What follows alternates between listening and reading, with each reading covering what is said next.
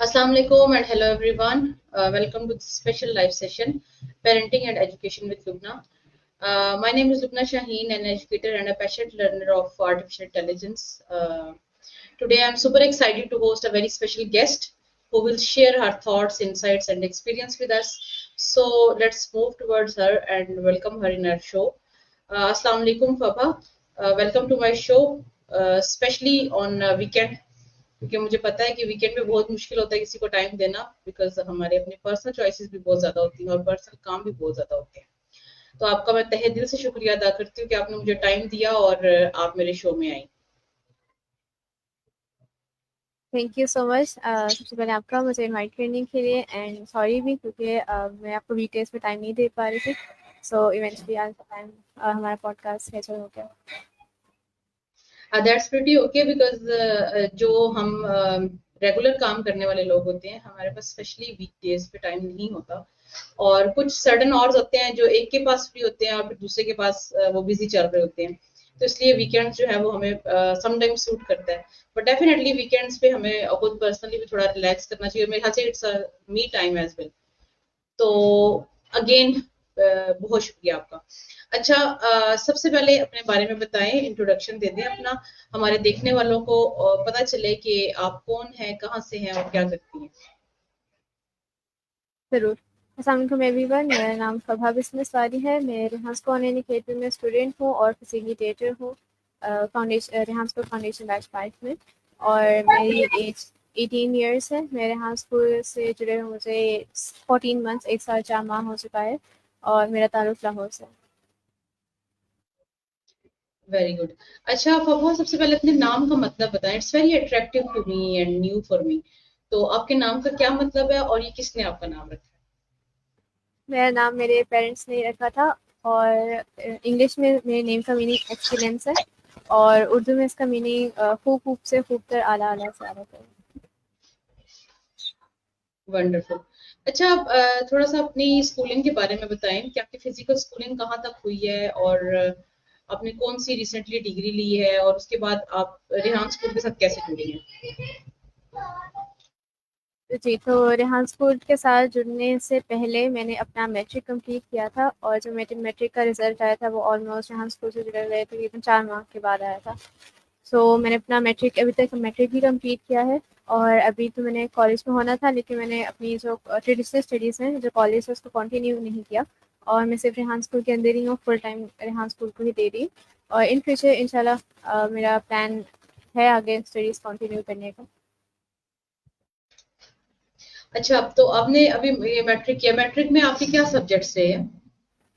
मैंने साइंसेस रखी थी मैट्रिक में। बायोलॉजी के साथ आपने मैट्रिक किया था? बिल्कुल। तो फिर ये एआई स्कूल में आने का कैसे आपको इत्तेफाक हुआ? किसने आपको इसके बारे में बताया और इसके साथ इंटरेस्ट और इसके साथ जुड़ना ये कैसे हुआ?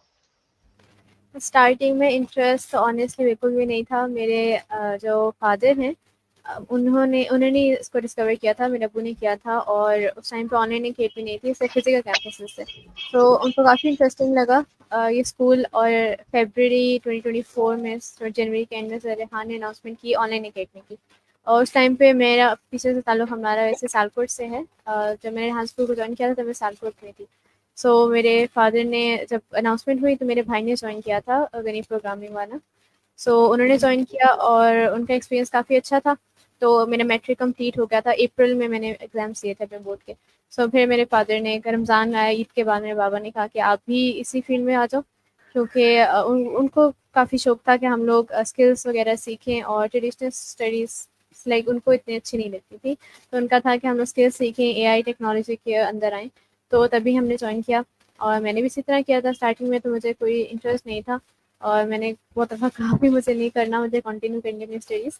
लेकिन फिर इवेंचुअली जब उन्होंने मुझे समझाया करना है और फिर मैंने थोड़ी वर्ष बाद ज्वाइन किया तो मेरा इंटरेस्ट बहुत डेवलप हो गया। तो अभी तक फिर मैं इधर। अच्छा, गनी प्रोग्रामिंग वाला आपके भाई हैं, दैट्स व्हाई आई नो कि मतलब मुझे आपको देख के ऐसा लगा जैसे हम पहले मिल चुके हैं। तो वो मुझे अब आइडिया हुआ कि कल ही मैंने उनका इंटरव्यू किया है और उनके साथ मेरी काफी दिनों से कन्वर्सेशन चल रही थी। इंटरव्यू का टाइम लेने की मैं कोशिश कर रही थी but he was so busy in coding and programming और वो जो सारा उनके बिजी स्केड्यूल है उसमें चल रहे होते हैं, तो गुड टू नो कि आप उनकी सिस्टर हैं। और माशाल्लाह एक ऐसी फैमिली से मेरी इंटरेक्शन हुई है जो कि इस चीज की इम्पोर्टेंस को जानते हैं कि एजुकेशन क्या है, स्किल्स क्या है।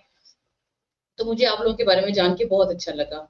अच्छा, अब आप ये बताएं कि जैसे ये आपके फादर की चॉइस है कि आप लोग स्किल्स सीखें और इस तरफ आए, अपना पर्सनल क्या चॉइस था फबा आपका, कि आप ये बनना चाहती हैं, या आपने डॉक्टर बनना था, या आपने इंजीनियर बनना था, या टीचिंग में एक फील्ड में आना था, मतलब आप खुद से क्या बनना चाहती थी, ये बताएं।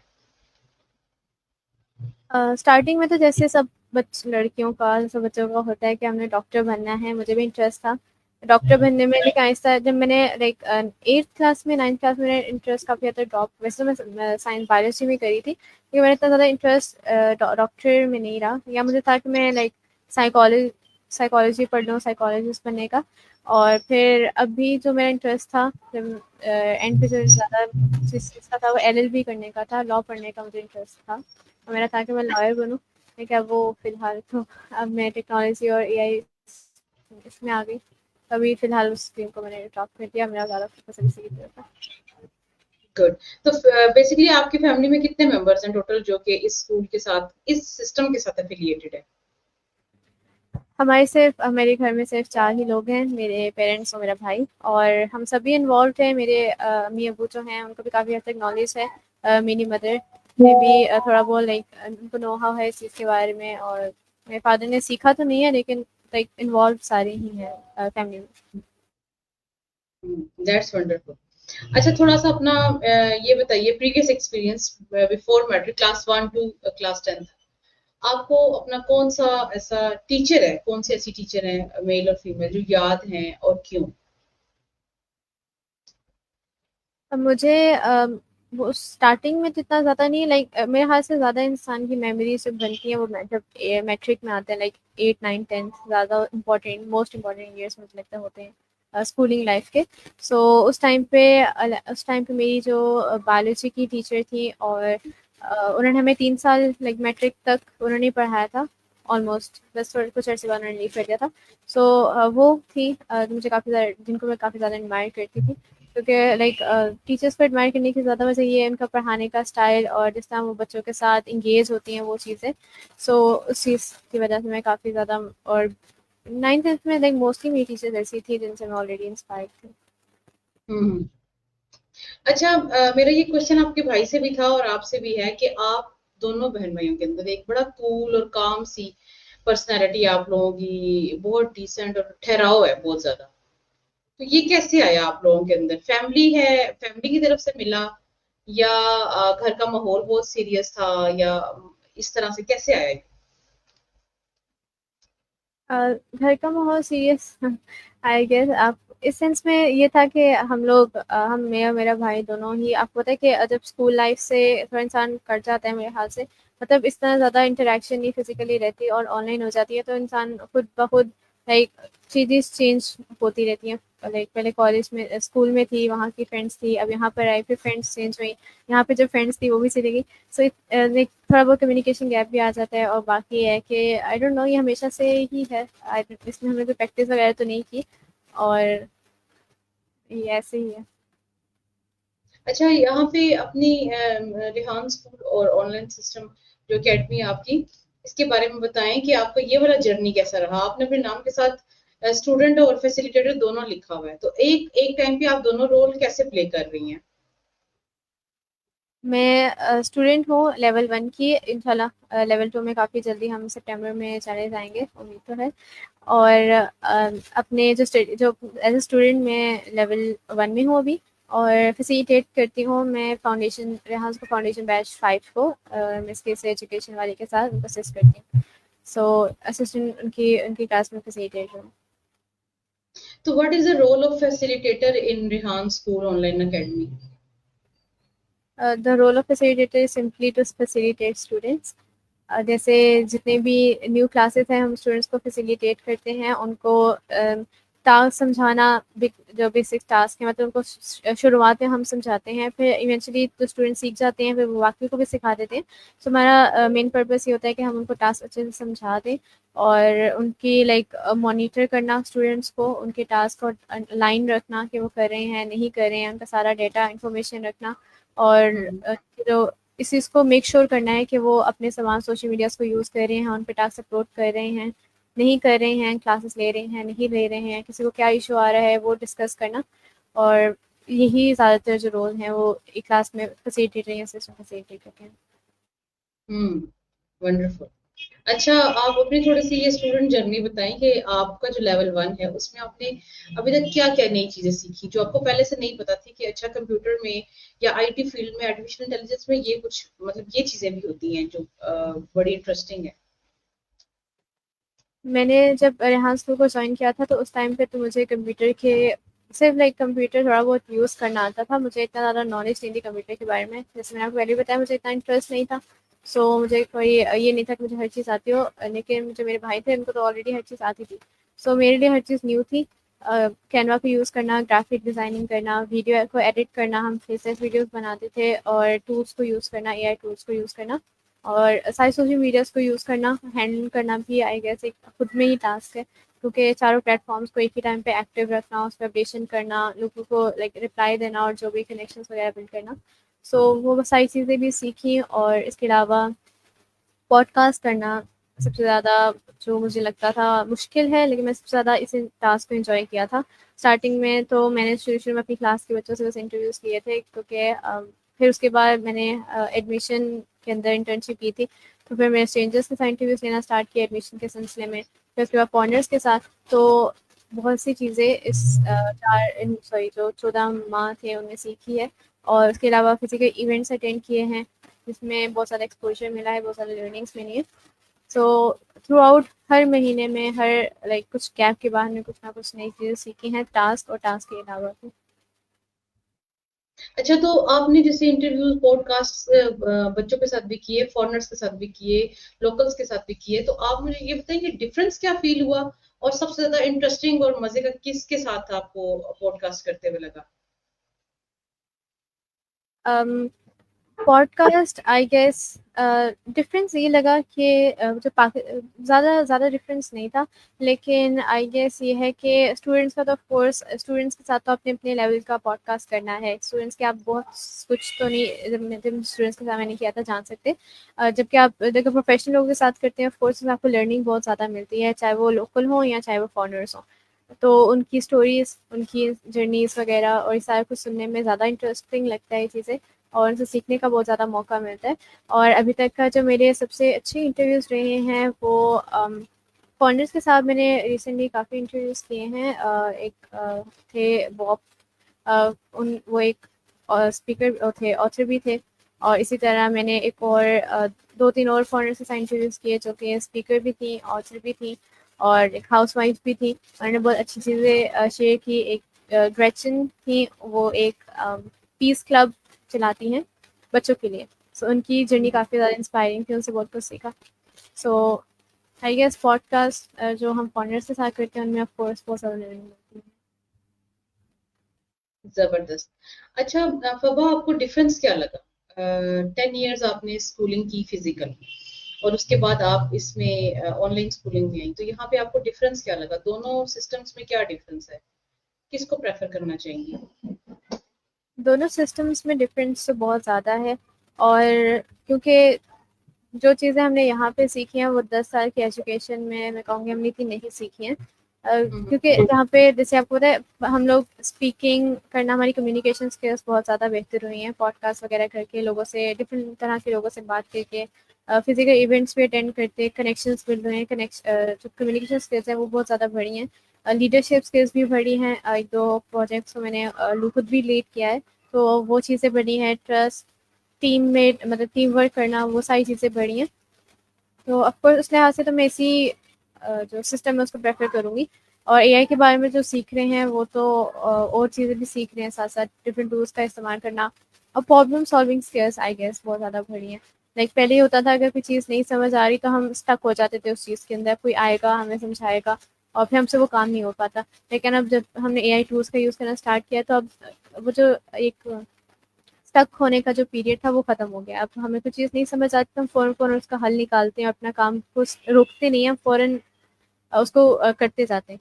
तो ये चीज़ काफ़ी ज़्यादा आसान हो गई है हमारे लिए पर्सनल लाइफ के अंदर भी, क्योंकि जब हम इस तरह से टास्क वगैरह करते हैं तो हमारी पर्सनल लाइफ में बहुत ज़्यादा चेंजेस आती हैं, हमारी थिंकिंग में, हमारे माइंडसेट के अंदर, और जो प्रोफेशनली जो हम काम कर रहे हैं उसके अंदर।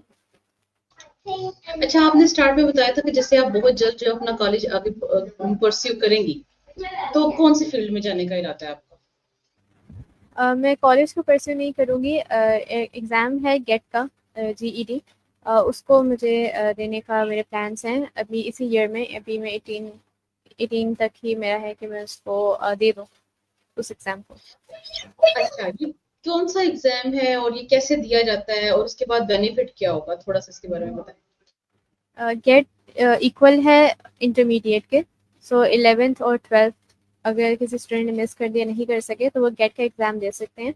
और ये एग्ज़ाम सिर्फ 4 सब्जेक्ट्स पे है, 4 एग्ज़ाम पेपर्स होते हैं इसके, और ये MCQs बेस्ड है, इसमें इतना रिटन नहीं है। मेजॉरिटी सारी चीज़ें इसका पेपर रिटन बेसिस पे ही है, और आप अगर ये कर लेते हैं तो ये बाहर की कंट्रीज़ में भी एक्सेप्ट है एज एन इंटरमीडिएट डिग्री, और पाकिस्तान की जो यूनिवर्सिटीज़ हैं वो भी इसको एक्सेप्ट करती हैं।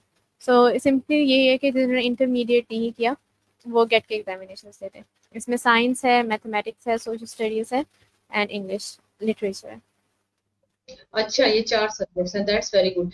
तो ये गेट के एग्जाम्स मोस्टली जो रेहान स्कूल के स्टूडेंट्स हैं वो इस बारे में बात कर रहे होते हैं कि हम ये 4 इयर्स के बाद, लाइक जो स्टूडेंट्स अंडर मैट्रिक होते हैं, आई थिंक वो 4 इयर्स का कहते हैं, और आप 2 इयर्स के बाद इसको दे सकते हैं, ऐसे ही है कुछ? बिल्कुल। हम्म। तो अच्छा, उसके बाद फिर आगे क्या करने का प्लान है? आगे फर्दर फ्यूचर में क्या चीज परस्यू करेंगे? डिपेंड करता है, मुझे तो ये है कि मैं कम से गेट कर लूँ, उसके बाद अगर मैं अपने साथ कंटिन्यू रख सके अपनी जो बाकी हायर एजुकेशन है ग्रेजुएट तक, तो मैं साथ साथ करती रहूँगी। अगर मुझे लगता है कि मैं ऑलरेडी इस चीज़ में काफ़ी ज़्यादा आगे हो चुकी हूँ और मेरा एक्सपोजर इतना ज़्यादा हो गया है कि अब मैं डिग्री ना भी लूँ तो मुझे इसका इन फ्यूचर को इतना खास फ़र्क नहीं पड़ता, तो फिर उस लिहाज से इन द फ्यूचर जो भी चीज़ होगी उसी तरह देखेंगे। सही। अच्छा, आपके नाम के साथ बिजनेस वाली लिखा हुआ है, तो आपने बिजनेस वाला वाली क्यों चूज किया? मैंने जब रेहान स्कूल को स्टार्टिंग में जॉइन किया था, सो जो वाला वाली की रेस मेरी थी उसमें बिजनेस वाला भी था, तो मुझे इंटरेस्ट डेवलप हुआ बिजनेस के अंदर। मेरे इंटरेस्ट आई गेस मेरे फादर की तरफ से आया, क्योंकि वो उनका बाय प्रोफेशन वो बिजनेसमैन है, अभी तो वो रिटायर्ड हैं। लेकिन मुझे हमेशा से ये भी इंटरेस्ट आया कि मैं अपना खुद का बिजनेस करूँ, मुझे जॉब ना करनी पड़े, या मैं लाइक जॉबिंग्स में ना हो, और अपना खुद का काम करूँ, लीड करूँ अपनी टीम को। इसलिए मैंने उस टाइम पे लाइक कुछ नीश सोचे बगैर उस टाइम पे मैंने बस रख दिया स्टार्टिंग में कि मैं बिजनेस करूँगी, और फिर अभी तक मेरा है कि मैं इसी फील्ड में जाऊँ, बिजनेस की फील्ड में, और लेट्स सी आगे क्या अपॉर्चुनिटीज और निकलती हैं इस बारे में। That's wonderful. और अगर आप बिजनेस करने की अपॉर्चुनिटी आपको मिलती है, तो आप कौन सी निश चूज करेंगी उसमें? मेरा ज़्यादा जो इंटरेस्ट है वो सोशल मीडिया मार्केटिंग के ऊपर है। मैं चाहती हूँ कि मैं ऐसी फील्ड में जाऊँ जहाँ पे हम लोगों को अभी इनिशियली हम लोगों को ऑफर कर सकें सर्विसेज डिजिटल मार्केटिंग के ऊपर। हम उनकी लाइक आप कहने जैसे ब्रांडिंग होती है, ब्रांडिंग कर सके, मार्केटिंग कर सकें उनके प्रोडक्ट की, या जो भी वो चीज़ चूज़ कर रहे हैं फिर रिलेटेड काम कर सकूँ। हम्म। आप एक अपनी ऐसी कंपनी बनाना चाहती हैं जो कि सोशल मीडिया मार्केटिंग लोगों के बिजनेस की करेंगी और आप उनके ब्रांड्स को आगे मार्केट करेंगी, ऐसे ही है? बिल्कुल। जी। हम्म। तो फिर उससे हिसाब से मुझे थोड़ा सा अपने बारे में बताएं कि आपकी कैनवा डिजाइनिंग और ये ग्राफिक डिजाइनिंग कैसी है, आप उसको कैसा डील कैसे करती हैं? मुझे अब 14 मंथ्स हो चुके हैं कैनवा के ऊपर प्रैक्टिस करते करते, और आई बिलीव कि अब काफ़ी बेहतर हो गई है मेरी ग्राफिक डिज़ाइनिंग। मुझे ऐसा हम्म। लगता है कि मुझे स्टार्टिंग में जैसे होता था कोई चीज़ मिली है तो मुझे समझ नहीं आ रहा मैंने क्या डिज़ाइन करना है, मैं काफ़ी खुद हो गई हूँ ग्राफिक डिज़ाइनिंग करते हुए, और आइडियाज़ खुद आ जाते हैं। ये चीज़ें साथ साथ भी मैंने सीखी हैं, बाकी जैसे Facebook marketing, Instagram marketing, ads run करना, ad ad manager, business suite वगैरह, ये सारी चीज़ें मैं थोड़ी साथ साथ सीखी हैं। अच्छा, रेहान स्कूल का पाकिस्तान में क्या फ्यूचर देखती हैं आप? रेहान स्कूल ऑनलाइन एकेडमी का क्या फ्यूचर देखती है पाकिस्तान के अंदर? मुझे लगता है कि Rehan school online academy, Rehan school भी, रेहान फाउंडेशन जो है आने वाले वक्त में पाकिस्तान एक बहुत बड़ा इम्पैक्ट लेकर आएगा। मुझे अब तक ऐसा लगता है क्योंकि इतना ज़्यादा लोगों ने अब जो है वो जब अब ट्रस्ट करना स्टार्ट कर दिया है काफ़ी हायर लेवल के ऊपर। टेफ्टा भी हमारे जो टेफ्टा है उसके भी कोर्सेज करवाए हैं रेहान स्कूल के अंदर, वहाँ पे काफ़ी ज़्यादा अल्हम्दुलिल्लाह हमें बहुत इम्पैक्ट नज़र आया टेफ्टा के शोबे के अंदर भी। और इसके अलावा रेहान स्कूल अब बाहर की कंट्रीज़ में भी काफ़ी ज़्यादा, लाइक यूएई में भी बहुत से स्टूडेंट्स हमें जॉइन कर रहे हैं, अमेरिका से बहुत जॉइन कर रहे हैं, सऊदी अरेबिया से, तो all around the world join कर रहे हैं। तो मुझे लगता है कि अगर कोई चीज़ इतनी चल पड़ी है कि दुनिया जहाँ लाइक दुनिया वर्ल्ड वाइड से लोग उसको जॉइन कर रहे हैं, तो फिर उसका फ्यूचर काफ़ी अच्छा हो सकता है। क्योंकि बाहर कंट्रीज़ में भी और पाकिस्तान में भी लोग इस चीज़ को काफ़ी ज़्यादा प्रेफर करते हैं क्योंकि ऐसा अदारा हो जहाँ पे बच्चे problem solving skills, leadership skills, communication skills, AI technology सारी चीज़ें सीख सकें।